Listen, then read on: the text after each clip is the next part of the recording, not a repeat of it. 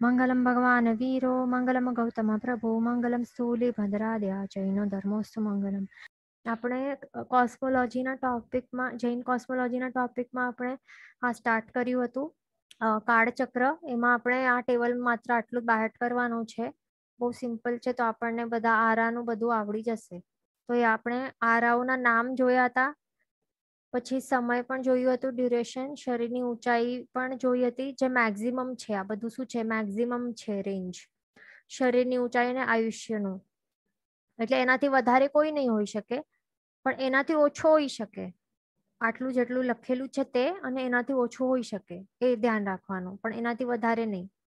પછી આહાર ઈચ્છા આપણે હવે સ્ટાર્ટ કરશું. તો આહારની ઈચ્છા, જે ફર્સ્ટ પહેલા આરામાં જન્મેલા જે હોય, તો એમને 3 દિવસના અંતરે એમને ખાવાની ઈચ્છા થાય, અને એ પણ કેટલું? માત્ર તુવેરના દાણા જેટલું વાપરે તો એમની ભૂખ શાંત થઈ જાય. પછી બીજા આરામાં કેટલું? 2 દિવસના અંતરે, એટલે ભૂખ જલ્દી લાગતી જાય છે. અહીંયા આપણે જે, અને એ પણ ક્વોન્ટિટી પણ વધારે એમને ખાવું પડે છે. પહેલા ફર્સ્ટ આરામાં કેટલું? તુવેર જેટલું વાપરે અને ભૂખ શાંત થઈ જાય, પણ પછી બીજા આરામાં જન્મેલા માટે જો બોર જેટલું જો વાપરે, એટલે થોડુંક વધારે થઈ ગઈ ને ક્વોન્ટિટી. તુવેર દાણાથી બધા મોટું હોય ને બોર, અને પણ 2 દિવસ આંતરામાં જ ભૂખ લાગી જતી, એટલે લાગવા માંડે છે. તો અહીંયા શું દર્શાવે છે? કે અહીંયા ઉતરતો કાળ છે, અને ભૂખની વેદના છે, તો એ પણ વધતી જાય છે. સમય સમય એ વધતી જાય છે. બરાબર? કારણ કે કારણ કે જે કર્મ છે, એ કર્મ એમનો ઉદયમાં આવે છે. જે પાપ કર્મ છે એમનું ઉદયમાં આવતું જાય છે. એટલે એવા જ જીવો જન્મે છે જે ઉતરતા કાળમાં, જેમ કે 5th આરા, 6th આરો, એમાં એવા જ હોય કે જેમના પાપનું ઉદય રહેલું હોય, તો એવા જ જીવો જન્મે. પછી જો ત્રીજા આરામાં કેટલું? 1 દિવસ આંતરે ભૂખ લાગવા માંડે, અને એ પણ આમળા જેટલું ખાય, તો પછી એમની ભૂખ શાંત થાય. પછી ચોથા આરામાં હંમેશા ભૂખ લાગતી જાય. પછી 5મા આરા એટલે હમણાંના કાળ, હમણાંનું આરો જે હમણાં ચાલી રહ્યું છે તે. તો હમણાં આપણને કેટલી થોડીક વારમાં ભૂખ લાગતી રહે છે ને. એટલા જ માટે કેટલાક જણ તો ચોવિહાર પણ નથી કરી શકતા, રાત્રિ ભોજન ત્યાગ પણ નથી કરી શકતા. વિચારો, કારણ કે રાત્રે પણ ભૂખ લાગી જાય. એટલા માટે કેટલા જણને એટલે રાત્રે ખાવું જ પડતું હોય છે હમણાંના ટાઈમમાં. એટલા માટે ચોવિહારનું પચખાણ પણ લઈ નથી શકતા. વળી કેટલાક ટીવીઆર લે, પાણી વગર ચાલતું નથી કેટલાકને રાત્રે. એટલે એ બધું પાપ પછી કર્મનો બંધ થઈ જાય. એક તો કર્મનો ઉદયના કારણે અહીંયા આ 5th આરામાં જન્મ આપણો પ્રાપ્ત થયું છે, અને હજી વધારે આપણે જો સહન નહીં કરશું, આ ભૂખનું જે પ્રમાણ જે આપણું વધી ગયું છે, એના ઉપર આપણે કંટ્રોલ લાવશું નહીં. આસક્તિ છે, તો જે આહાર છે, આહાર ઉપર જે રહેલી જે આસક્તિ છે, આહાર સંજ્ઞા જે છે, તો એને આપણે તોડશું નહીં, નિયંત્રણમાં લાવશું નહીં, તો પછી શું થશે?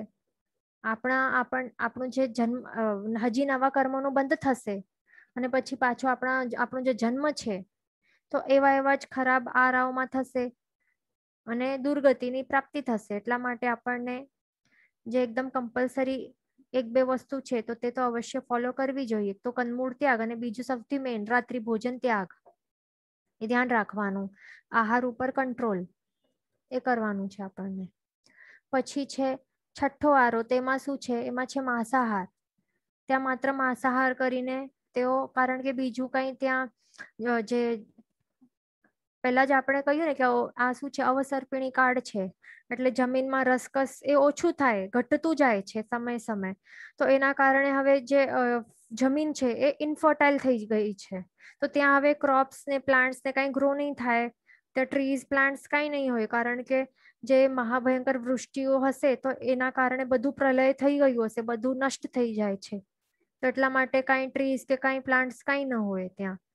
પછી તેઓ શું કરે? માત્ર માંસાહાર કરે, પણ ફિશિસ જે પકડે તે ગંગા સિંધુ નદીમાંથી જે ફિશિસ તેઓ પકડવા જાય, અને પછી એ આવશે આગળ, આપણે વાત કરશું કે શું એ પછી ત્યાં જ દાટી દે છે, ત્યાં રેતીમાં ગરમ, અને પછી તડકાના તાપથી ત્યાં શેકાઈ જાય, અને પછી ફટાફટ કાઢીને તેનું જ એ આહાર કરતા હોય છે, શેકેલા માછલાઓનું. એટલે આવી જ રીતે માંસાહાર 6ઠ્ઠા આરામાં કરીને તે જીવો એમનું જીવન વ્યતીત કરતા હોય, એટલે નવા પાપ કર્મનું બંધ કરતા જાય છે. પછી પાંસળી જોઈએ તો પાંસળીઓ કેટલી છે? ફર્સ્ટ આરામના જે જીવો હોય છે મેક્સિમમ કેટલી છે? 256. પછી જેવી રીતે આ સમય વધતું જાય એટલે પાસ ઓન થતું જાય છે તો તેવી રીતે એ ઓછું થતું જાય અને પછી સેકન્ડ આરામ આવતા 128 જ હોય. તે મનુષ્યને કેટલી પાંસળીઓ? 128, એટલે હાફ આપણે જોઈ શકીએ છીએ. 256 નું હાફ 128. પછી થર્ડ આરામાં કેટલું છે? 64 પાંસળીઓ. પછી હજી ઘટતું જાય અને પછી ચોથા આરામાં 32. પછી પાંચમા આરામાં કેટલી છે? 8 પાંસળીઓ. છઠ્ઠા વાળાને પાસે પણ 8 જ પાંસળીઓ હશે, તે ધ્યાન રાખવાનું. બરાબર, એનું 4 નહીં લખવાનું પછી હાફ કરતા. અને અહીંયા પણ ફોર્થમાં 32 છે, પછી ફિફ્થમાં ધ્યાન રાખવાનું કે 8 છે. પછી પરિસ્થિતિ કેવી હશે તે આપણે જોઈએ. તો એ પહેલો આરો છે એમાં તો એનું નામ જ છે સુષમ, એટલે તેમને દુઃખ હશે જ નહીં થોડુંક પણ પૌદ્ગલિક સ્વરૂપે એની અપેક્ષાએ, એટલે સુખમય જીવન હશે. તે પણ શેના કારણે? આપણે અહીંયા જીવન વ્યવહાર જોશું તો એમાં શું છે? 10 પ્રકારના કલ્પવૃક્ષો હશે, તો એના દ્વારા એમની ઈચ્છાઓની પૂર્તિ થશે. તો એ કલ્પવૃક્ષ પહેલા આપણે જોઈ લઈએ કે કયા 10 પ્રકારના કલ્પવૃક્ષો છે. તો પહેલું શું છે? મતંગા. તો આ કલ્પવૃક્ષ, આ બધા કલ્પવૃક્ષ કેવા હોય? દેવ અધિષ્ઠિત હોય. કેવા હોય? દેવ અધિષ્ઠિત, એટલે દેવ દ્વારા એ બધું પ્રાપ્ત થતું જાય. એટલે જે પણ આ હોય ને યુગલિક, આ ફર્સ્ટ આરામાં કોણ હોય? યુગલિક મનુષ્ય હોય. તો આ યુગલિક એટલે પેલા શું તે પેલા જોઈએ. અહીંયા આપણને નીચે દેખાય છે ને, યુગલિક એટલે યુગલ, એટલે કે કપલ હોય. તો તેમને યુગલ કેમ કહેવાય છે? કારણ કે તેઓ યુગલ રૂપે જ તેઓ જન્મ લે છે. એટલે એક છોકરો અને એક છોકરી એવી જ રીતે જન્મ લેતા હોય છે. એટલે એક સાથે જન્મ લે, પછી એક સાથે જ રહે, પછી મોટા થાય, ત્યારે પછી પતિ પત્ની જેના રૂપમાં તેઓ પરિણિત થઈ જાય છે. એટલા જ માટે તેમને યુગલિક કહેવાય છે. અને પછી જે જન્મ આપનાર જે માતા પિતા હોય છે, તો તેઓ બધું લાલન પાલન આ બધું કરે એમના જે યુગલિક બાળકોનું. અને પછી એમનું મૃત્યુ કેવી રીતે થાય છે? તો એમાં શાસ્ત્રકાર ભગવાન તો કહે છે કે એક યુગલ છે ને, તો એને શું આવે? એકને છીંક આવે અને બીજાને બગાસો આવે. માત્ર છીંક અને બગાસો આવે તો એ આટલું જ થાય એમને, અને ત્યારે તરત જ એમનું એક સાથે જ મૃત્યુ થાય. એટલે બંનેનું આયુષ્ય એક સાથે જ પૂર્ણ થાય. એટલે એ યુગલનું આયુષ્ય કેટલું હોય? આયુષ્ય કર્મ સેમ હોય છે, એ ધ્યાન રાખવાનું. હમણાંના ટાઈમમાં મૃત્યુનું કારણ શું બને છે? અલગ અલગ વિવિધ બીમારીઓ થાય છે ને. કોઈકને કેન્સર આવે, કોઈને કોરોના થાય છે, કોઈકને ઇન્ફેક્શન કે કંઈક ટીબી ને કંઈક અટેક આવે, હાર્ટ અટેક આવે, એક્સિડન્ટ થાય. એટલે એક્સિડન્ટ તો છોડો, પણ બાકી જે બીમારીઓ છે, તો વિવિધ પ્રકારની બીમારીઓ હોય છે. તે બીમારીઓ મૃત્યુના કારણ બને છે ને. હમણાં માટે આપણને આ બધી મોટી મોટી બીમારીઓ લાગે, પણ આ જે યુગલિકો છે ને, તો યુગલિકો માટે આ જે માત્ર છીંક અને બગાસો આવવું ને, તો એમના માટે મોટી બીમારી સમાન. કારણ કે તે નોર્મલી એમને આવતી નથી. લાઈફ ટાઈમ આખા જીવન પર્યંત કેવું હોય છે એમનું? સુખમય કેવું છે? સુષમ આરામાં એમનો જન્મ હોય છે ને. પહેલા આરાની વાત કરીએ છીએ આપણે, એટલા માટે. તો દુઃખ તો બિલકુલ ન હોય. તો એમને આવી નાની નાની બીમારીઓ તો, એટલે આ કેન્સર જેવી મોટી બીમારીઓ તો ન હોય, પણ આવી છીંક ને બગાસા જેવી પણ એવી શું કહે, ડિસ્કમ્ફર્ટ થાય ને, તો એ પણ એમને ન હોય. આપણને નોર્મલી છીંક આવે તો આપણને પણ ડિસ્કમ્ફર્ટ ફીલ થાય ને. આપણને ફીલ થાય કે થોડી એનર્જી આપણા બોડીમાંથી ડ્રેન આઉટ થઈ ગઈ છે, છીંકો આવવા માંડે તો એમને તો બિલકુલ પણ છીંક કે બગાસો કઈ નહીં આવે એવું. પણ જ્યારે એમને આવે તો ત્યારે સમજી લેવાનું કે એમનું હવે આયુષ્ય પૂર્ણ થઈ ગયો હવે, એવું હોય. એટલે એક સાથે જન્મે, એક સાથે રહે, અને પછી એક સાથે તેઓ મૃત્યુ તેમનું થાય. પછી મૃત્યુ બાદ તેઓ ક્યાં જાય? દેવલોકમાં. તેમની ઉત્પત્તિ ક્યાં થાય? પછી યુગલિકોની નિયમમાં ઉત્પત્તિ તેમની પછી દેવલોકમાં થાય. એ ધ્યાન રાખવાનું. બરાબર. અને બીજા જે તિર્યંચો હોય તે ટાઈમમાં જે યુગલિક, તેઓ પણ યુગલિક હોય, પંચેન્દ્રિય તિર્યંચો, એ ધ્યાન રાખવાનું. અને આ યુગલિકો છે તો તેઓ આવી 10 પ્રકારના કલ્પવૃક્ષ હોય તો ત્યાં તેમને જે પણ ઈચ્છા થતી હોય ને તો તેઓ ઈચ્છા કંઈ પણ વ્યક્ત કરે ત્યાં તો દેવ દ્વારા અધિષ્ઠિત આ જે 10 પ્રકારના કલ્પવૃક્ષો છે તો તેમની જે પણ ઈચ્છા હોય, જે પણ વસ્તુની ઈચ્છા તેમની હોય તો એ એમને આપી દેતા હોય છે, એવું હોય. તો આપણે આવા 10 પ્રકારના કલ્પવૃક્ષ આપણે જોઈ લઈએ કે શું છે. તો પહેલું શું છે? મતંગા છે. તો એ શું આપે છે? મતંગા વાળું જે કલ્પવૃક્ષ છે તો એ ફ્રૂટ્સ આપે છે જે મીઠા હોય, અત્યંત મીઠા અને રસ જ્યુસી ફ્રૂટ્સ હોય તે. હમણાંના ટાઈમમાં કેવા આવે છે? હમણાંના ટાઈમમાં સ્વીટ પણ નેચરલી સ્વીટ નથી હોતા, બધું આર્ટિફિશિયલી એ લોકો સ્વીટ કરીને અને જલ્દીથી પકાવી દે છે અને કંઈક કંઈક કરે છે. પણ આવા ન હોય, એકદમ બેસ્ટ ક્વોલિટીના સારા એવા ફ્રૂટ્સ તે આપે છે. પછી ભૃતાંગ. ભૃતાંગ એટલે શું? તો આ કલ્પવૃક્ષ છે તો તે વાસણો આપે છે, યુટેન્સિલ્સ આપે છે. કેવા? ગોલ્ડના, અને એમાં રત્નો જડિત હોય. પછી છે તૂટી તાંગ છે તો એ શું આપે છે? 49 પ્રકારના અલગ અલગ વાજિંત્રો, એટલે એ મધુર અવાજ સંભળાવે છે. એટલે આપણા દેવતા દ્વારા અધિષ્ઠિત છે ને આ જે વૃક્ષો છે, વનસ્પતિકાય જીવ છે ને, એકેન્દ્ર જીવ, તો તે તો નહીં કરે, એ તો વગાડી નહીં શકે ને આ બધા વાચિંદ્રો. આ શા માટે આ બધું થાય છે? કારણ કે દેવ દ્વારા અધિષ્ઠિત છે. એટલે એ બધું કરનાર કોણ છે? એના પાછળ દેવતાઓ છે, એ ધ્યાન રાખવાનું. પછી દીપાંગ.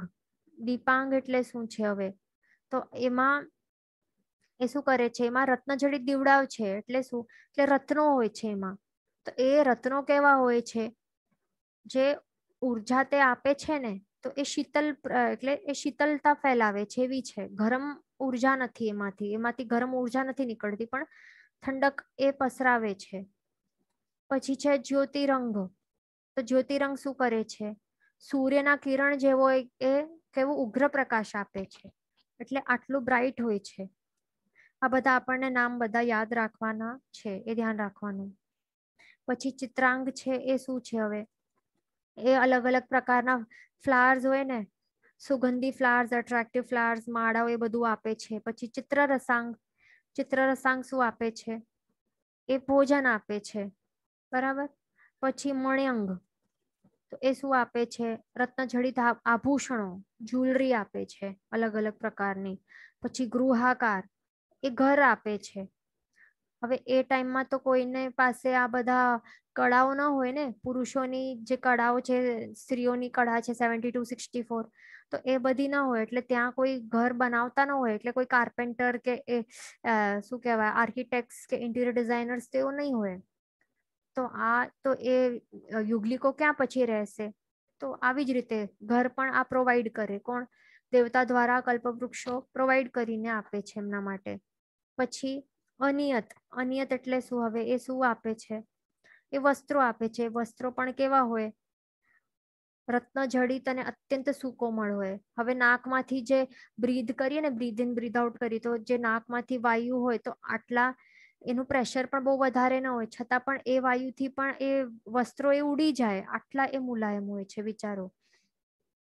એટલે મેઇન અહીંયા એ સમજવાનું છે કે એ ટાઈમના ફર્સ્ટ આરામાં રહેલા જે પણ પદાર્થો છે, પૂતગલો છે, તો એ પૂતગલો કેવા વર્ણગંધ રસ સ્પર્શવાળા છે?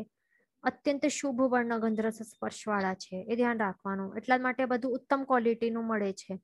પણ જેવી રીતે કાળ પસાર થતું જાય છે, અવસર પીણીનું કાળ આગળ વધતો જાય છે, તેવી રીતે એક એક પૂતગલોનું પણ જે વર્ણગંધ રસ સ્પર્શ છે તે અશુભ અશુભ અશુભતર બનતું જાય છે, એ ધ્યાન રાખવાનું. બરાબર. તો આવી રીતે હોય છે. તો આપણે આ 10 પ્રકારના કલ્પવૃક્ષ જોઈ લીધા. એમના અલગ બીજા નામ પણ છે, તો એ પણ આપણને જોઈ લેવાના. ગૃહાંગ, ભાજનાંગ, તુર્યાંગ, જ્યોતિષાંગ, દીપાંગ, ભોજનાંગ, ચિત્રરસાંગ, વસ્ત્રાંગ, કુસુમાંગ, ભૂષણાંગ, એવા પણ નામો, ઓલ્ટરનેટિવ નામો છે. પણ આપણે માત્ર ઉપર જે આ 10 છે ને, એ આપણે બાયહાર્ટ કરશું તો પણ ચાલશે. નીચેના પણ ઇઝી જ છે, એ પણ બાયહાર્ટ કરશું તો પણ ચાલશે, ધ્યાન રાખવાનું. તો આપણે આ યુગલિકો વિશે આપણે જોઈ લીધું. હવે બીજું આપણને એ ધ્યાન રાખવાનું છે. હા, હવે આપણે પાછું આપણું આ ટેબલ ઉપર ચાલીએ.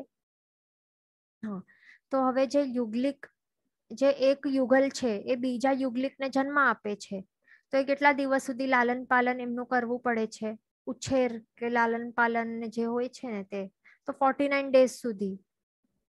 એટલે 49 ડેઝ સુધી લાલન પાલન કરે માત્ર, અને પછી તેઓ મૃત્યુ પામીને દેવલોકે જાય છે. એ ધ્યાન રાખવાનું.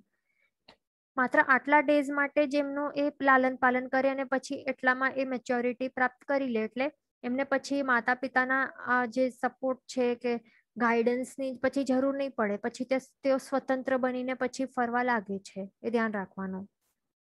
પણ જેવી રીતે પછી બીજો આરો આવે છે સુષમ નામનું, તો ત્યારે 64 ડેઝ સુધી લાલન પાલન કરવું પડે છે, એટલે હજી વધારે. એટલે આપણે બીજા શબ્દમાં એમ પણ કહી શકીએ કે 64 ડેઝ સુધી, એટલે આટલું વધારે સમય લાગે છે એમને, બરાબર, ઇન્ડિપેન્ડન્ટ થવા માટે, મેચ્યોરિટી આવવા માટે. પછી થર્ડ આરામાં કેટલા 79 ડેઝ સુધી એમને લાલન પાલન કરવું પડે છે. એટલે આવી રીતે. પછી ચોથા આરામાં અને પાંચમા આરામાં આપણે જોઈએ તો એમાં શું થાય છે, કેટલા બધા વર્ષો સુધી, આ તો માત્ર દિવસો છે, પણ 4th 5th 6th નો તો આપણે હમણાં નથી કહેતા, પણ 4th 5th આરામાં તો આપણને હમણાં આપણે જોઈ રહ્યા છે ને કેટલા વર્ષો સુધી જે માતા પિતા છે એમને લાલન પાલન કેટલા બધા વર્ષો સુધી કરવું પડે છે બાળકોનું. પછી જઈને તેઓમાં મેચ્યોરિટી આવે, ઇન્ડિપેન્ડન્ટ થઈ શકે છે. એટલે વધતું જાય છે, આપણે એ જોઈ શકીએ છીએ અહીંયા, બરાબર. પછી એમનું જીવન કેવું હોય છે ચોથા આરામાં? અહીંયા યુગલિકો નથી. કેમ? કારણ કે જો ત્રીજા આરામાં શું છે, આરાના અંતે શું થાય છે, યુગલિક જીવનનો અંત થઈ જાય છે. એટલે કંઈક ના કંઈક થાય કે પછી યુગલિકનો જોડો તૂટી જાય, અને પછી પછી શું થાય, આ ટ્રાન્ઝિશન ફેઝ એક આવે છે કે જ્યાં પછી યુગલિકો જન્મ નથી, એટલે તેઓ યુગલિકોને જન્મ નથી આપતા પછી. નહીં તો યુગલિકો એટલે એક બાળક અને એક બાળિકા, એવી રીતે કમ્પલસરી એવી જ રીતે જન્મ આપતા હતા ને. પણ હવે બે જ છોકરા, અથવા તો એટલે માત્ર સિંગલ ને પણ જન્મ આપે, માત્ર એક છોકરો કે માત્ર એક છોકરી, એવી રીતે. એટલે યુગલોને પછી જન્મ આપવા પછી બંધ થઈ જાય, તો પછી યુગલિક જીવન જે યુગલિક કાળ છે તે ઓટોમેટિકલી પછી બંધ થઈ જાય. અને બીજું એ પણ ધ્યાન રાખવાનું કે આ જે ટ્રાન્ઝિશન ફેઝ છે, આ જે સમયગાળો છે, તો ત્યાં પછી શું થાય, કલ્પવૃક્ષો છે તો તેઓ પણ ઈચ્છિત વસ્તુ આપવાનું બંધ કરી દે ધીરે ધીરે કરીને. તો એ શાના કારણે?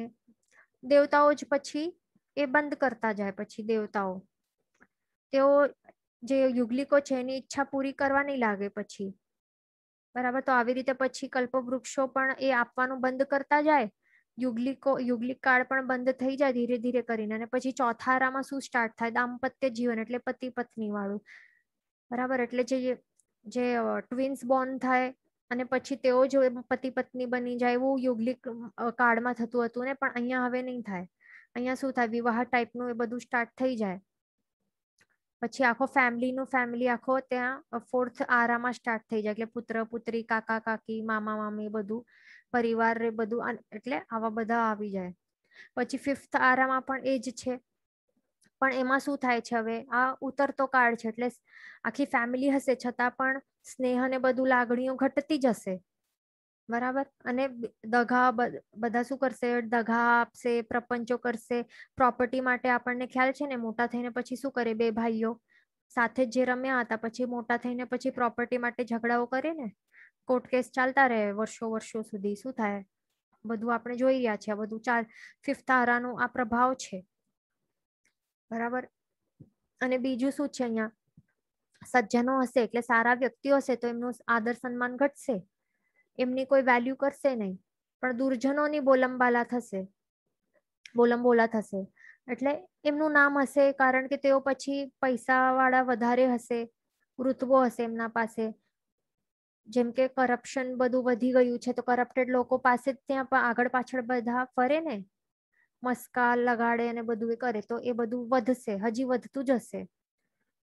કાંઈ કરપ્શન ફ્રી થવાનું નથી આપણો દેશ, એ ધ્યાન રાખવાનું. એ તો કરપ્શન છે ને બધું છે, ક્રાઇમ્સ ને ક્રિમિનલ્સ, એ બધું વધવાનું જ છે, કારણ કે ઉતરતો કાળ છે ને, હજી ખરાબ થતું જશે.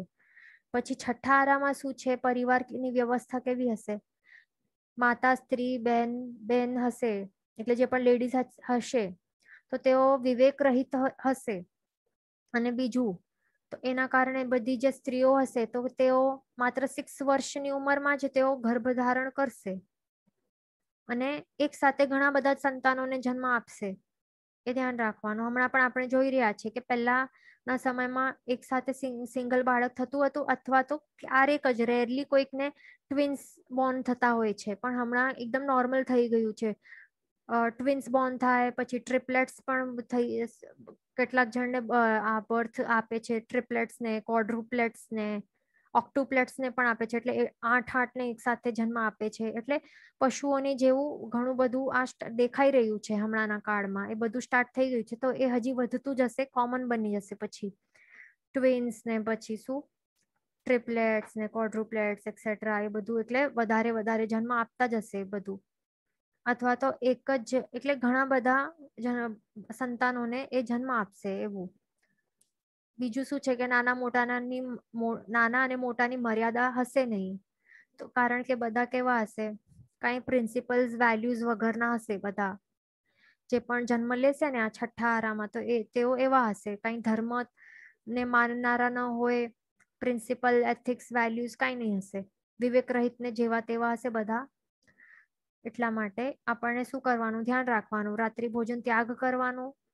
માંસાહાર વાળા જે પણ વસ્તુઓ આવે તો એ બધાનો ત્યાગ કરવાનો, આસક્તિ ઓછી કરવાની. બધું આપણને હમણાંથી જ આપણને સાવધ બની જવું જોઈએ, નહીં તો પછી આપણો પણ જન્મ આ છઠ્ઠા આરામાં થઈ શકશે. એ ધ્યાન રાખવાનું. અહીંયા જ આ જ ક્ષેત્ર ઉપર આપણને આસક્તિ રહી જશે ને, પછી અહીંયા જ આ ક્ષેત્રમાં જ્યાં આસક્તિ રહેલી હશે પછી ત્યાં જ જન્મ થશે. એ ધ્યાન રાખવાનું. તો આ પરિવાર વિશે આપણે જોયું. બીજું આપણે પરિસ્થિતિ આપણે જોઈ લઈએ. પરિસ્થિતિ કેવી હશે? હા, તો પહેલા આરાનું તો આપણે જોયું કે સુખમય જીવન હશે. પછી બીજા આરાનું કેવું હશે? બીજા આરામાં કેવું હશે? આ બધું જે મનુષ્યોની જે બુદ્ધિ, બળ, આયુષ્ય, પછી પૃથ્વીનો ધરતીનો રસકસ, એ બધું એમાં હાનિ દેખાતી જશે. પણ સુખમય સિચ્યુએશન હશે એમ પણ થોડી હાનિ એટલે ઉતરતી ક્વોલિટીનું બધું બનતું જશે પૂતગલોમાં, એ દેખાશે. અને જે પણ મનુષ્યનો જન્મ થશે તો એ પણ કેવા હશે? થોડાક સ્વભાવમાં એવા હશે. પહેલા જે ફર્સ્ટ આરા વાળા એમાં જે પણ મનુષ્યનો જન્મ થાય છે એમના સ્વભાવની સાથે કમ્પેરિઝન કરશું ને, સેકન્ડ આરા વાળામાં જે જન્મ થાય છે તો એમાં સ્વભાવમાં પણ હીનતા દેખાશે. કારણ કે ઉત્તરતો કાળ છે. પછી ત્રીજો આરો જોઈએ તો ત્રીજા આરામાં શું હશે? સ્ટાર્ટિંગમાં યુગલિક કાળ હશે. શું હશે ત્રીજા આરામાં? સ્ટાર્ટિંગમાં યુગલિક કાળ હશે, પણ અંતમાં શું થશે? ત્રીજા આરાના અંતે એક તીર્થંકર ભગવાન અને એક ચક્રવર્તીનો જન્મ થશે. તો તે ક્યારે? તે આપણે જોઈએ. તો જો આ ત્રીજો આરો છે તો એનું કેટલું છે સમયગાળો, ડ્યુરેશન કેટલું છે? 2 કોડાકોડી સાગરોપમ વર્ષનું છે. તો હવે આખો આ બ્લુ દેખાય છે ને, તો બ્લુ શું છે? આ યુગલિક કાળ છે. બરાબર. અને પછી એક ટ્રાન્ઝિશન ફેસ આવશે કે જ્યારે શું થશે? યુગલિક કાળ તો એમ તો ચાલતું જ હશે થોડુંક, અહીંયા ગ્રીનમાં પણ થોડુંક ચાલશે, તો થોડુંક બરાબર.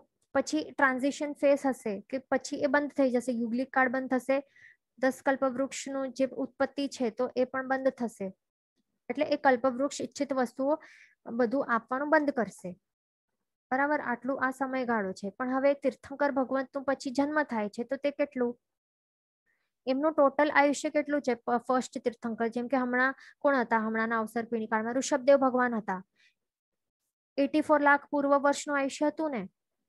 તો ત્યારે એટલે એમનું જન્મ ક્યારે થશે? જે ચોથા આરાનું સ્ટાર્ટ થશે ને એનાથી પહેલા કેટલું? 84 લાખ પૂર્વ પ્લસ 3 વર્ષ એન્ડ 8.5 મહિના પહેલા એમનો જન્મ થશે. એવી રીતે આપણને લખવાનો આન્સર. શું લખવાનું? બરાબર. એવી રીતે ધ્યાન રાખવાનું. અને બીજું એ પણ ધ્યાન રાખવાનું કે 3 વર્ષ 8.5 મહિનાને આપણે બીજા શબ્દમાં 89 પક્ષ પણ કહી શકીએ. આ બંને સેમ છે. કેલ્ક્યુલેટ કરશું તો બંને સેમ આવશે. બરાબર. એટલે 84 લાખ પૂર્વ વર્ષ પ્લસ 89 પક્ષ અથવા તો 3 વર્ષ 8.5 મહિના પહેલા ફર્સ્ટ તીર્થંકર ભગવાનનો જન્મ થાય છે. પછી આખો એમનો આયુષ્ય એ તેઓ આખો થશે એમનો 84 લાખ પૂર્વ વર્ષનો આખો આયુષ્ય થશે. પછી નિર્વાણ ત્યારે થશે અંતમાં. બરાબર. અને પછી કેટલું સમયગાળું રહી જશે? 89 પક્ષ. એટલે આપણે એમ પણ કહી શકીએ કે ચોથો આરો સ્ટાર્ટ થવાનું હશે એનાથી 89 પક્ષ પહેલા તીર્થંકર ભગવાનનું નિર્વાણ થશે, અથવા તો 3 years 8.5 મહિના પહેલા એમનું નિર્વાણ થશે, એ ધ્યાન રાખવાનું. પછી હવે શું સ્ટાર્ટ થશે, એમ કહી શકાય કે એમનું ફર્સ્ટ તીર્થંકર ભગવાનનું નિર્વાણ બાદ 89 પક્ષ થઈ જાય, એના બાદ પછી બીજા તીર્થંકર એટલે ચોથો આરો સ્ટાર્ટ થશે, એટલે 22 તીર્થંકર ભગવંત એટલે તેઓ પછી હશે આ સમયગાળામાં. ચોથા આરાનું સમય ડ્યુરેશન કેટલું છે, એક કોડાકોડી સાગરોપમ વર્ષમાં 42,000 વર્ષ ન્યૂન, આટલો ટોટલ ડ્યુરેશન છે. તો હવે આ ટોટલમાં શું થાય છે, અહીંયા યલોમાં આપણને દેખાય છે, તો વચ્ચેના જે 22 તીર્થંકરોનું જન્મ નિર્વાણ વગેરે હશે.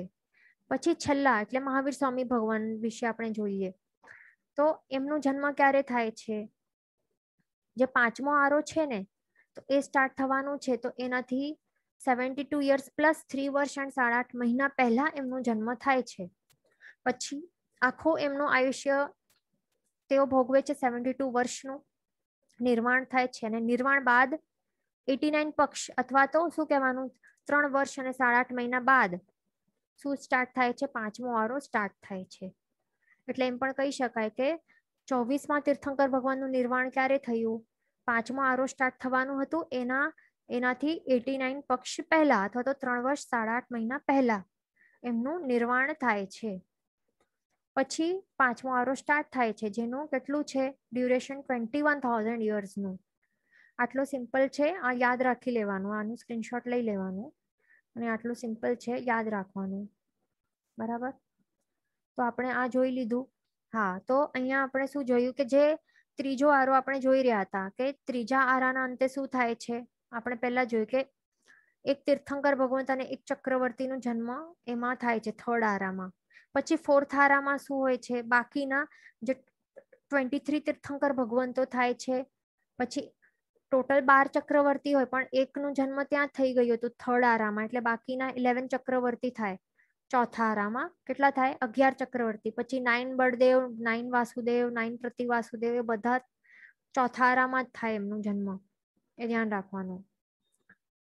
બીજું શું થાય છે, અસી કૃષિના વ્યાપાર સાથે જીવન પદ્ધતિ, પણ એ તો ક્યાં, એ તો જ્યારે તીર્થંકર ભગવાન, આ જે ફર્સ્ટ તીર્થંકર ભગવાન છે ને ઋષભદેવ ભગવાન, તો ત્યાંથી જે અસી કૃષિનો પછી વ્યવહાર સ્ટાર્ટ થઈ જાય છે અંતમાં. એટલે શું કહી શકાય કે ત્રીજા આરાના અંતમાં જ્યારે યુગલિક કાળ એ બંધ થાય છે, 10 કલ્પવૃક્ષ ઈચ્છિત ફળ આપવાનું બંધ કરે છે, પછી શું થાય છે, પછી ફર્સ્ટ તીર્થંકર ભગવાનનો જન્મ વગેરે થાય છે, અને સાથે સાથે અસી કૃષિનો વ્યાપાર પણ સ્ટાર્ટ થાય છે.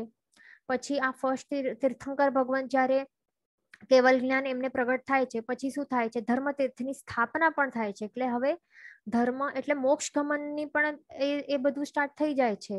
મરુદેવા માતાનું જન્મ એમનું આ થયું ને નિર્વાણ થયું, તેઓ સિદ્ધગતિએ પહોંચ્યા, સિદ્ધગતિ એમણે પ્રાપ્ત કરી, એટલે ત્યાંથી શું થયું સ્ટાર્ટ, મોક્ષ ગમન સ્ટાર્ટ થયું હતું થર્ડ આરામાં, એ ધ્યાન રાખવાનું. બરાબર, પછી ફિફ્થ આરામાં પણ એ ચાલુ જ હોય છે મોક્ષ ગમન, એ ધ્યાન રાખવાનું. ફોર્થ આરામાં પણ સ્ટાર્ટ એટલે ચાલુ જ હોય છે અસી કૃષિના હવે અસી કૃષિ એટલે શું, અસી એટલે કે જે શસ્ત્રો હોય છે તે, તો તેઓ, અને મસી એટલે કે લેખન કાર્ય બધું, અને કૃષિ એટલે કે આ બધું ફાર્મિંગ.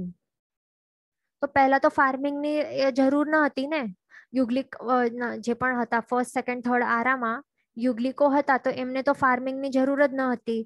બરાબર, એટલે અસી કૃષિનો વ્યાપાર પણ ન હતો. પણ મેઇન રીઝન શું હતું, ત્યાં બાદર અગ્નિકા જીવોની ઉત્પત્તિ જ ન હતી.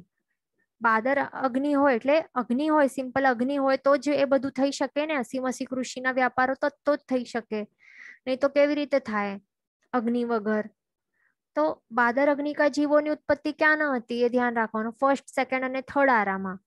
પણ શું થાય છે, થર્ડ આરાનો જ્યારે અંતનો ભાગ છે ને, એટલે આ જે ટ્રાન્ઝિશન ફેઝ થાય છે ને ત્રીજા આરામાં, જ્યારે યુગલિક કાળ એ સ્ટોપ થાય છે, કલ્પવૃક્ષ ઈચ્છિત ફળ આપવાનું બંધ કરે છે, તો ત્યારે શું થાય છે, બાદર અગ્નિકા જીવોની પણ ઉત્પત્તિ સ્ટાર્ટ થઈ જાય છે. એટલે એક ઘસારાના કારણે શું થાય છે, એક જંગલમાં જે આ બાદર અગ્નિકાયની ઉત્પત્તિ ત્યાં થાય છે અને પછી એ બધું સ્ટાર્ટ થાય છે. અસી મસી કૃષિનો વ્યાપાર એ બધું સ્ટાર્ટ થાય છે. એટલે ભોજન બધું પકાવવાનું, પકાવીને પછી ખાવાનું એ બધું સ્ટાર્ટ કરે છે ત્યાં થર્ડ આરાના અંતમાં. એટલે ત્યાંથી એ સ્ટાર્ટ થાય છે અસી મસી કૃષિનો વ્યાપાર, જે ફોર્થ આરામાં પણ કન્ટિન્યુ થાય છે. પછી આપણે જોઈએ ફિફ્થ આરાનું શું હોય છે. તો અહીંયા શું વિશેષ હાનિ દેખાય છે આપણને બધું.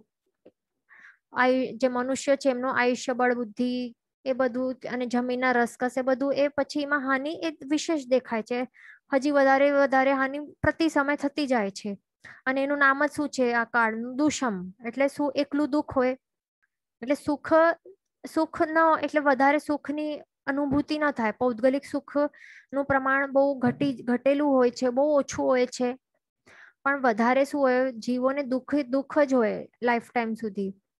એટલે એક દુઃખનો આ સિચ્યુએશન હટી, એટલે એ શાંત ન થઈ કે બીજી સિચ્યુએશન આવી જાય જીવનમાં, એવું થતું જાય છે પછી બધાના જીવનમાં. એ ધ્યાન રાખવાનું. એટલે પૌદ્ગલિક સુખની અપેક્ષાએ. પછી સિક્સ્થ આરામાં શું થાય છે? છઠ્ઠા આરામાં તો કેવું હોય છે? હવે હા, પાંચમા આરાનું આપણે પહેલા જોઈશું કે શું થશે પાંચમા આરાના અંતમાં. એટલે એ બધું આપણે હજી આગળ ડિટેલમાં આપણે જવાનું છે. પેલા આપણે આટલું જોઈ લઈએ. હા, તો છઠ્ઠા આરામાં શું થાય છે? ધર્મ ના હોય અહીંયા. કેમ? કારણ કે ધર્મ જે છે, ચતુર્વિધ સંઘ છે, ધર્મતીર્થ છે, એ વિચ્છેદ પામે છે. ક્યારે? પાંચમા આરાના અંતે એ બધું વિચ્છેદ પામી જાય છે. એટલે હવે શું? ધર્મ રહિત નો કાળ સ્ટાર્ટ થાય છે છઠ્ઠા આરામાં. એટલે ટોટલી ધર્મ જ ન હોય અહીંયા. ધર્મ એટલે મહારાજ સાહેબ જ નથી, કોઈ શ્રાવક શ્રાવિકા જ નથી, ન તો આપણા કોઈ આગમ શાસ્ત્રો છે, ધર્મ જ નથી, ન મોક્ષ ગમન છે. તો જીવન કેવું હશે ત્યાં? એટલે આપણને ધ્યાન રાખવાનું કે આપણો અહીંયા જન્મ નહીં થાય છઠ્ઠા આરામાં.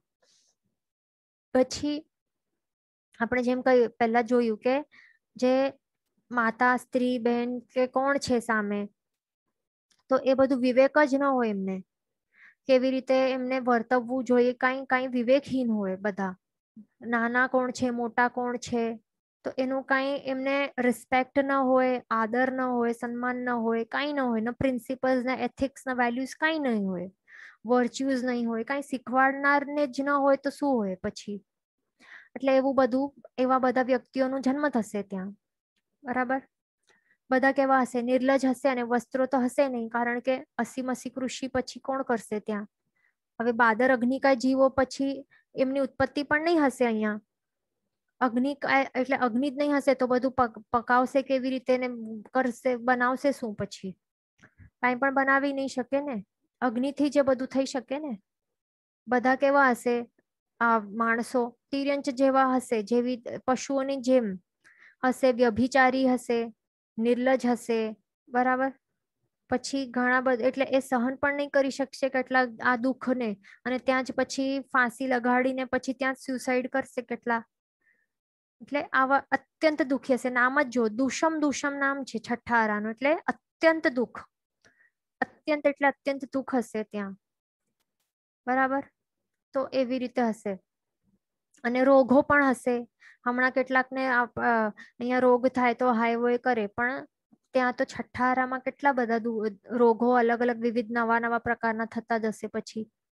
પછી આપણે શું જોયું? આખા પરિસ્થિતિ પરિવાર જોઈ લીધું. જીવન વ્યવહાર જોઈ લઈએ. જીવન વ્યવહાર શું છે હવે? તો અહીંયા આપણે પહેલા જોયું કે પહેલા આરા, બીજા આરા અને ત્રીજા આરામાં શું હશે? યુગલિક કાળ હશે ને. યુગલિક કાળ હશે અને 10 પ્રકારના કલ્પવૃક્ષો દ્વારા બધા જ જે પણ યુગલિકો હશે, તો એ જે એમની ઈચ્છાઓની પૂર્તિ થતી જશે. પણ અંતમાં શું થશે? ટ્રાન્ઝિશન ફેસ આવશે અને પછી બધું બંધ થઈ જશે. યુગલિક કાળ બંધ થશે. પછી 10 કલ્પવૃક્ષો આપવાનું બંધ કરી દેશે ઈચ્છિત વસ્તુઓ. પછી શું થશે? હજી બાદર અગ્નિકાય જીવોની ઉત્પત્તિ થશે. પછી અસી મસી કૃષિનો વ્યાપાર સ્ટાર્ટ થશે. એટલે ઘણું બધું ચેન્જીસ થશે આ ત્રીજા આરાના અંતે. એ યાદ રાખવાનું. બરાબર? પછી ચોથા આરામાં શું થશે? અસી મસી કૃષિ એ તો ચાલતું જ હશે. પછી રાજા પ્રજા એ બધું પહેલા શું હતા? કુલકરો હતા. એ આપણે આગળ જોશું. ત્રીજા આરામાં શું બને છે? કુલકરો બને છે. તો તેઓ એટલે એ યુગલિકોમાં જે પણ થોડાક વિદ્વાન પુરુષો હોય તો એમને કુલકર તરીકે સ્થાપિત કરે છે. તો એ અમુક કુલકરો હોય છે, બરાબર. પણ આ ચોથા આરામાં શું થશે? રાજા પ્રજા એ બધું આખી વ્યવસ્થા આવી રીતે સ્ટાર્ટ થશે. રાજા, સેનાપતિ, પછી આખો એમની સભા, મંત્રીઓ, પછી બોડીગાર્ડ્સ વગેરે એક્સેટ્રા એ બધું, પછી એવા પ્રકારની વ્યવસ્થાઓ સ્ટાર્ટ થશે. પછી પાંચમા આરામાં શું થાય છે? જેવી રીતે આપણે જોઈ રહ્યા છે ને કે ટેકનોલોજી એકદમ વધતી જાય છે, ટેકનોલોજી વધે છે અને મશીનરી પણ એમાં પણ એડવાન્સ એ બધું ડેવલપમેન્ટ R&D કરતા જાય છે, રિસર્ચ એન્ડ ડેવલપમેન્ટ કરીને હજી વધતું જાય છે, ટેકનોલોજીઓ આવતી જાય છે. તો એવી રીતે સ્ટાર્ટ થશે. પછી ફેક્ટરીઓ, ઇન્ડસ્ટ્રીઓ બધો બનાવે છે ને, તો એમાં શું વાપરે છે? હિંસક યંત્રો વાપરે છે ને, એટલે મશીનરીઓ. તો એ બધું વપરાશ કરશે અને એના કારણે બધું જે પણ વપરાશ કરશે તો એના કારણે પાપ કર્મોનું બંધ કેટલું થશે? એટલે આયુષ્ય એટલું નાનકડું અને પાપ કરશે કેટલું? વિચારો. અહીંયા ઉપર આપણે જોઈ રહ્યા છે ને બીજા આરામાં, પહેલા, બીજા, ત્રીજા આરા, ચોથા આરામાં એમના આયુષ્ય જો કેટલા છે. 3 પલ્યોપમ. વિચારો, 3 પલ્યોપમ એટલે કેટલું? 2 પલ્યોપમ, 1 પલ્યોપમ, પછી 1 પૂર્વ કરોડ વર્ષ એટલે કેટલા મોટા મોટા આયુષ્યો. છતાં પણ વિચારો, આટલા મોટા આયુષ્ય જીવીને પણ આ યુગલિકો મરીને નિયમમાં દેવલોકમાં જશે. એટલે પાપ એમનું હશે જ નહીં ને. એટલા જ માટે તો તેઓ પુણ્ય કરવાનું બંધ કરશે. એટલા જ માટે તો તેઓ નિયમમાં દેવલોકમાં જશે ને, બરાબર ને. પણ અહીંયા જો હવે પાંચમા આરામાં આયુષ્ય કેટલું છે? 100 વર્ષથી અધિક. આ તો મેક્સિમમ છે, એ તો ઘટતું જશે. પણ આટલા વિચારો, હમણાંનું આપણે હમણાંની વાત કરીએ તો 70 યર્સ છે, 60-70 યર્સ છે. તો આટલા નાનકડા આયુષ્યમાં પણ આવા હિંસક યંત્રોને બધું ઉપયોગ કરશે, પાપો કરશે. ધર્મ છે છતાં પણ ધર્મ રહિત જીવન પદ્ધતિ જીવશે તો પછી કેટલા બધા પછી ડાયરેક્ટ નરકે જશે પછી. એટલે વિચારો, જે નિયમાત ફર્સ્ટ, સેકન્ડ, થર્ડ, જે આટલા મોટા આયુષ્યમાં આટલા આયુષ્યો જીવીને પણ જે યુગલિકો નિયમા દેવલોકમાં જાય, પણ આપણે જો કે આટલા જ વર્ષોમાં, આટલા નાનકડા આયુષ્યમાં આટલા મોટા મોટા ભયંકર પાપો કરશું. 15 કર્માદાન જે આપણને ત્યાગવા યોગ્ય કયું છે ભગવાને, શાસ્ત્રકાર ભગવંતોએ, તો એ બધું જે ના કીધું છે એ બધું આપણે કરશું આટલા નાનકડા આયુષ્યમાં. કેમ? પૈસા પાછળ પાગલ બનીને. તો એનાથી શું થશે? આપણું આગળ નરકમાં ઉત્પત્તિ થઈ શકશે, અવશ્ય થઈ શકશે. અને બીજું, નરકમાં પણ જશે, તિર્યંચો પણ બનશે કેટલા, વળી છઠ્ઠા આરામાં પણ જન્મ પ્રાપ્ત કરશે. એટલું એવું બધું થશે. એટલા માટે આપણને ધ્યાન રાખવાનું, હમણાં આપણું નાનકડું આયુષ્ય છે, જેટલું થાય એટલું વધારે ધર્મ કરવો. ધર્મ મળ્યું છે ને હમણાં, ધર્મ સહિત કાળમાં આપણું જન્મ થયું છે. તો આપણને ધર્મ એટલે ધર્મનું આપણને એ બધું એટલે જીવન એવું જીવવું જોઈએ કે ધર્મ સહિત હોય. ધર્મ રહિત બનીને, નાસ્તિક બનીને જેમ તેમ જે ના કીધેલું છે, એટલીસ્ટ અમુક જે વસ્તુઓ છે જે પ્રભુએ ના કીધી છે, જેમ કે 7 વ્યસન છે એ ના પાડ્યા છે, પછી રાત્રિ ભોજન ત્યાગ, કંદમૂળ ત્યાગ, પછી 15 કર્માદાન ત્યાગ, આટલું 4-5 વસ્તુઓ પણ આપણે પ્રોપરલી ફોલો કરીએ, વ્રત, 12 વ્રત વગેરે સ્વીકારીશું તો બસ છે, આટલું જ કરશું તો પણ આપણે બચી શકશું, નહીં તો નહીં બચી શકશું. એ ધ્યાન રાખવાનું, બરાબર. એટલે જેટલું થાય એટલું ઇન્ડસ્ટ્રીઓ, ફેક્ટરીઓથી દૂર રહેવાનું, બિલ્ડિંગ કન્સ્ટ્રક્શન એ બધું એ કરવાનું નહીં, ખાસ ધ્યાન રાખવાનું. ફાર્મિંગ, ખેતી પણ નહીં કરવાનું. આપણા ઘણા લોકો એમાં હોય છે, આપણાના લોકો ફાર્મિંગ ને ખેતીઓ બહુ કરતા હોય. એનાથી શું થશે? આગળનું વિચારવાનું. નાનકડા આયુષ્યમાં બધું શા માટે કરવાનું? બરાબર ને. પછી છઠ્ઠા આરામાં શું થશે હવે એ પણ આપણે આગળ જોશું. હમણાં આપણે શોર્ટમાં જોઈ લઈએ ઓવરવ્યુ કે શું છે કે જે શું ત્યાં બધા પ્રલય કાળ આવશે, બધું નષ્ટ થઈ જશે. વળી શું થશે? મેન તો જે મનુષ્યોનું બળ, બુદ્ધિ, આયુષ્ય એક્સેટ્રા બધું આટલું બધું ઘટી જશે ને કે તેઓ સહન પણ નહીં કરી શકશે. સિઝન્સ એટલે સમર સિઝન આવશે તો તેઓ એ તાપને સહન પણ નહીં કરી શકશે, બહાર પણ નીકળી નહીં શકશે ગુફાઓમાંથી. જ્યારે આફ્ટરનૂન હશે ને, બપોર હશે ને, તો ત્યારે તેઓ બહાર પણ નીકળી નહીં શકશે, એટલું એમને ગરમ લાગશે. પછી રાત્રિમાં ઠંડી પણ એટલી થશે ને કે તેઓ ઠંડીને પણ સહન નહીં કરી શકશે. એટલા માટે થોડુંક એવું જે પ્રહર હોય ને, કે જે થોડુંક એટલે બહુ ગરમ નહીં અને ઠંડુ નહીં, એક કયો હોય, ઇવનિંગ હોય અને મોર્નિંગ હોય, તો ત્યારે તેઓ બહાર નીકળીને જે પણ એમને આ બધું પકડવું છે, માછલાઓને ને બધું દાટવું છે, તો ત્યારે તેઓ એ કરી લેશે બધું ફટાફટ જઈને, એવું બધું કરશે. અને પછી સાંજનું જે છેલ્લો મુહૂર્ત હશે, તો ત્યારે જ ગુફામાંથી બહાર નીકળીને પછી શું કરશે, એ માછલાને જે જે નાખ્યું હતું ને, દાટ્યું હતું ને રેતીમાં, તો એ પછી શેકાઈ ગઈ હશે, પછી એને કાઢીને પછી લઈ જશે ગુફામાં, અને પછી એનું ભક્ષણ કરશે, કે રાત્રિ ભોજન જ કરશે, બધા માંસાહાર અને રાત્રિ ભોજન કમ્પલસરી તે જ કરશે તેઓ. બરાબર. અને હા, એ પકડશે ક્યારે માછલાઓને, જે મોર્નિંગ ટાઈમ હશે ને, મોર્નિંગનું જે ફર્સ્ટ મુહૂર્ત હશે, તો ત્યારે તેઓ એ પકડવા જશે અને દાટી દેશે, પકડીને પછી રેતીમાં અંદર દાટી દેશે, પછી સૂર્યના તાપથી બધું શેકાઈ જશે, એવું બધું કરવાના છે. એટલે ધ્યાન રાખવાનું આપણને. ઓકે, તો આવી રીતે આપણે આખો આ 6 આરાઓ, 6 આરાસ છે, અવસર્પિણી કાળ વિશે જે પણ 6 આરાઓ છે, તો એ બધું આપણે જોઈ લીધું. હવે હજી આપણે આગળ જોશું. એનાથી પહેલા આપણે થોડા ક્વેશ્ચન જોઈ લઈએ. અહીંયા ક્વેશ્ચન છે કે વાય ડઝ ભોજનાંગ exist, they eat only part of one dal. એટલે એ કેવું છે કે એ બતાડવા, એટલે આ કલ્પવૃક્ષો કેવા છે કે જે પણ ઈચ્છિત ભોજન હશે ને, તો તેઓ એટલે આપે છે બધું, એવું છે આ. ને પણ કયું ચિત્ર રસાંગ, બરાબર. પણ એમાં શું છે, એમની આહારની ઈચ્છા કેટલી છે, માત્ર તુવેરના દાળ જેટલી જ છે, આટલું જ તેઓ વાપરશે અને ભૂખ શાંત થઈ જશે. એટલે એમને બહુ વધારે ભૂખ લાગતી નથી, ન તો એમને લાલચ હશે કે, એટલે આપણા માઇન્ડમાં કેવું છે હમણાંના ટાઈમમાં, કે આપણે જો એવું ભોજન વગેરે વિચારીએ, તો આપણને ઇમેજિન કરીએ કે ભોજન કેવું હોય, તો એક થાળ આપણને માઇન્ડમાં આવે ને, એક મોટી થાળ, અને એમાં 4 શાક હોય, વિવિધ પ્રકારની રોટલીઓ હોય, નાન હોય, પરાઠા હોય, પછી પાપડ હોય, પિકલ હોય, દાળ હોય, ભાત હોય, તો આપણને એવું ઇમેજિન આપણે કરીએ ને, કારણ કે આપણે એવું જ વાપરીએ છીએ, કારણ કે આપણી ભૂખ એટલી છે. પણ એમના માટે ભલે એ લખેલું છે સ્વાદિષ્ટ ભોજન, રસવંત ભોજન, પણ એમનું ક્વોન્ટિટી આટલી નહીં હોય ને. આ તો આપણે આટલું હમણાં વાપરી રહ્યા છે, એટલે આપણે ઇમેજિન કરીએ છીએ કે ભોજન આટલી મોટી થાળીમાં આટલી ભરેલી થાળી, એવું ઇમેજિન કરીએ છીએ, પણ આટલું નહીં હોય એમના માટે. બરાબર ને. એમને જેટલી ક્વોન્ટિટી ઈચ્છિત હોય કેટલી છે, માત્ર તુવેરના દાણા જેટલી છે, તો જેટલું ઈચ્છિત એટલી જ ઈચ્છા થાય એમને, એટલી જ ભૂખ હોય એમને, તો એટલું જ આપે. પણ એ જેટલું પણ આપે એ કેટલું અત્યંત ટેસ્ટી અને સ્વાદિષ્ટ હોય, તે ધ્યાન રાખવાનું. બરાબર.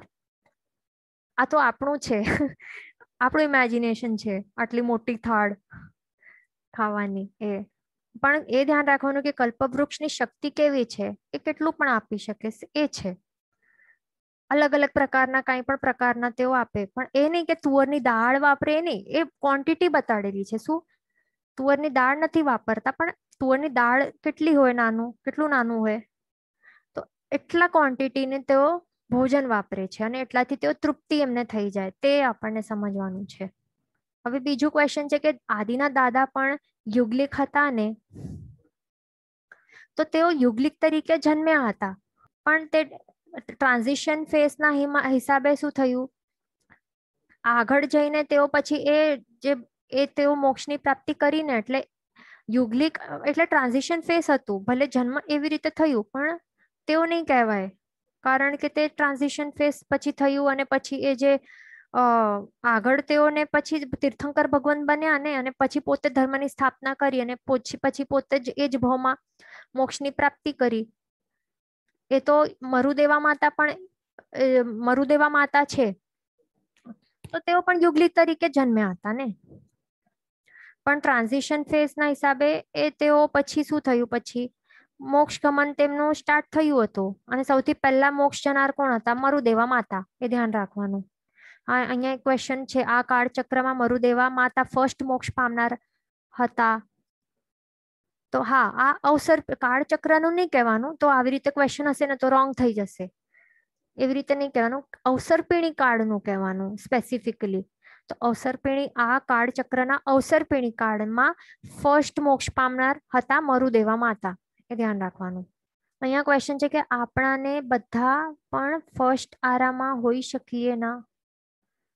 એટલે આપણો જન્મ ફર્સ્ટ આરામાં હા આપણું થયું હશે ઘણી વખત, પોસિબલ છે. આપણે અનાદિકાળ સુધી ભટકી રહ્યા છીએ એવું બરાબર ને? તો અને અવ્યવહાર રાશિની નિગોદમાંથી આપણે ઘણા સમય પહેલા એટલે અનાદિકાળ એટલે અનંતા કાળચક્રો પહેલા નીકળી ગયા હશું તો પછી આપણા ઘણા બધા એવા જન્મો થયા હશે આવા ફર્સ્ટ આરા, સેકન્ડ આરા, વિવિધ અલગ અલગ ડિપેન્ડ્સ ઓન આર કર્મ. અહીંયા ક્વેશ્ચન છે કે છઠ્ઠા આરાના જીવ બધા નરક જાય, તો એ મેજોરિટી માટે આપણે કહી શકીએ, કારણ કે તેઓ આવા જ હોય, મોસ્ટલી એવા જ જન્મ લેતા હોય જેમના ભારી પાપ કર્મનો ઉદય થયું હોય, એવા આયુષ્ય કર્મ દુર્ગતિવાળા આયુષ્ય કર્મનું બંધ થયું હોય તો તેમનો ત્યાં જન્મ થાય. પણ એવા પણ હોય અમુક જીવો જે સમકીર્તિ હોય, એવા પણ હોઈ શકે. તો તેમના એકદમ રેર કેસ હોય, તો તેઓ આટલા બધા પાપ કર્મોનું બંધ નહીં કરે, બધું રડતા રડતા એટલે રડતા દિલે બધું જે પાપ એટલે માંસાહાર વગેરે જે કરવું પડે છે તો તે જે પણ કરે જે પણ પ્રવૃત્તિઓ પાપમય પ્રવૃત્તિઓ કરે તો તે રડતા દિલે કરે, તો થઈ શકે કે એમનું તિરંજ જેટલું એવું જ આયુષ્ય એટલે બંધ થઈ શકે, અથવા તો પાછું મનુષ્ય પણ બની શકે, કંઈ પણ થઈ શકે. એટલે ધ્યાન રાખવાનું. પણ મેજોરિટી નરકમાં જ જાય એ ધ્યાન રાખવાનું. બરાબર? છઠ્ઠા આરાવાળા. અહીંયા ક્વેશ્ચન છે કે as everything is readily available then what is their daily routine? આ યુગલિકો માટે ક્વેશ્ચન લાગે છે. તો તેઓ બગીચાઓ હોય ને બધું ત્યાં ફરતા હોય, ક્રીડાઓ કરતા હોય, એવું એટલે નોર્મલ જીવન જીવે, બહુ વધારે ગોસિપિંગ ને બધું નહીં કરતા હોય આપણી જેમ. કારણ કે એટલે પાપમય જીવન નો હોય, સ્વભાવ પણ એમના સારા હોય. અહીંયા ક્વેશ્ચન છે કે they are so huge then also so little food. તો એમની સાઇઝ એમની હાઈટ અહીંયા આપણે જોઈ શકીએ 3 ઘાવ 2 ઘાવ 1 ઘાવની હોય, તો એમના શરીર પ્રમાણે પણ એમનું તુવેરનું દાણું પણ વધી જાય ને. એમના માટે તુવેરનું દાણું કેટલું, આપણું જેટલું તુવેરનું દાણું આપણા માટે જેટલું સાઈઝનું છે એટલું નહીં, એમના માટેનું કેટલું હોય, તુવેરનું દાણું પણ મોટું હોય ને. તો એમના માટે એ સમજવાનું.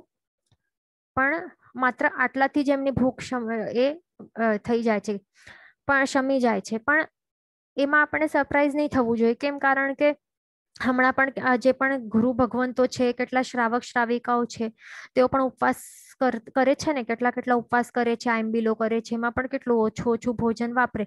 ઉપવાસમાં તો માત્ર પાણીથી જ આખો દિવસ કાઢે ને, કેટલા 180 દિવસના ઉપવાસો કરે, તો એમાં પણ ફૂડ તો બિલકુલ પણ નથી વાપરતા ને, માત્ર પાણીથી જ તેઓ આખો રોજ ઉપવાસ કરતા હોય છે.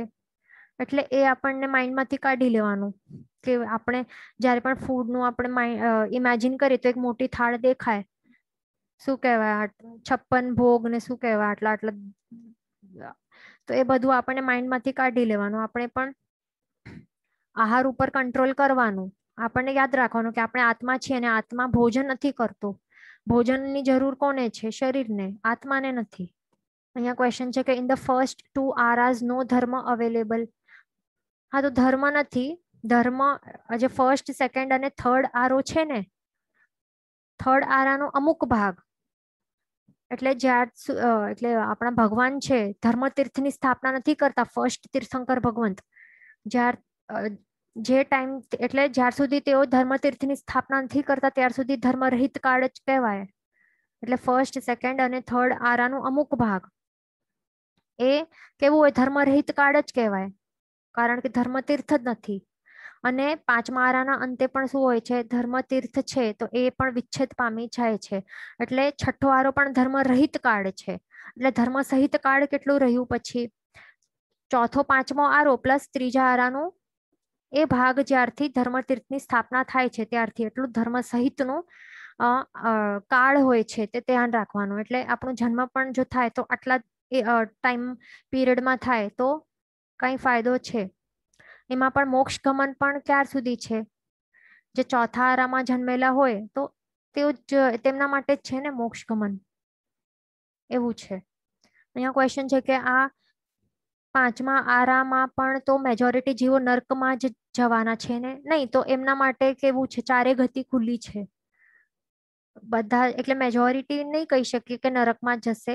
દેવ કેટલા આપણા ગુરુ ભગવંતો છે તો તેઓ ઓછા છે ભલે, પણ તેઓ થઈ શકે છે કે ધર્મ આરાધના ને એવું બધું એવું કરે સરસ પ્રકારનું તો તેઓ દેવલોકમાં જઈ શકે. કેટલાક બધા પછી મનુષ્યો પણ બની શકે. વળી ઘણા બધા તિર્યંચ ગતિમાં જશે અને એનાથી પણ વધારે પછી નરકમાં જઈ શકે એવું બધું થશે. નરક અને તિર્યંચ વધારે, કારણ કે ઉતરતો કાળ છે ને, પાપમય જીવન વ્યતીત કરશે. હમણાં પણ આપણા પાસે ધર્મ છે બરાબર, આપણે જૈન કેટલા છીએ, 55 લાખ હશું, છતાં પણ એમાંથી સાચો પ્રોપર ધર્મ કેટલા ફોલો કરે છે.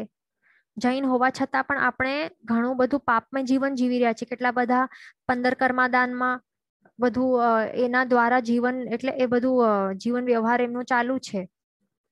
કર્મ સોરી રાત્રિ ભોજન કરે છે, કેટલા કંદમૂળનો વપરાશ કરે છે, એટલે બધું કરે છે. તો પછી સદગતિ કેવી રીતે થઈ શકશે? એટલે ઘણા ઓછા જણની સદગતિ થશે, એ ધ્યાન રાખવાનું હમણાંના કાળમાં. પણ મેજોરિટી તિર્યંચ કે નરકમાં જશે. એનાથી ઓછા મનુષ્ય અને એનાથી પણ એકદમ ઓછા આ જશે દેવલોકમાં, એવું છે.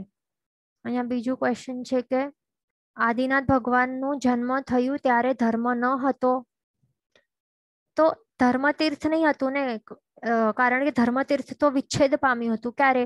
ઉત્સર્પિણીનો કાળ જ્યારે, એ આપણે ઉત્સર્પિણી કાળમાં જોશું.